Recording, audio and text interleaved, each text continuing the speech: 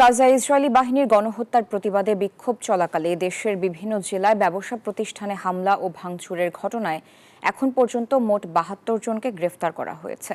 তাদের মধ্যে খুলনায় ৩৩ জন, সিলেটে ১৯ জন, চট্টগ্রামে ৫ জন, গাজীপুরে ৪ জন, নারায়ণগঞ্জে ৪ জন, কুমিল্লায় ৩ জন এবং কক্সবাজারে ৪ জন।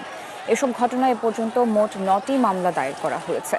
গাজায় ইসরায়েলি বাহিনীর গণহত্যার প্রতিবাদে বিক্ষোভ কেন্দ্র করে গত সোমবার এসব হামলা ভাঙচুরের ঘটনা ঘটে। বান্ডেল থাকলে প্রতি সেনমানিতে টাকা বাঁচবে। বিকাশ সেনমানি বান্ডেল কিনে জিতুন প্রতি লেনদেনে। হামলা চালানো হয় বাটা, কেএফসি, ডমিনোস পিৎজা সহ বিভিন্ন ব্যবসা প্রতিষ্ঠানের শোরুমে।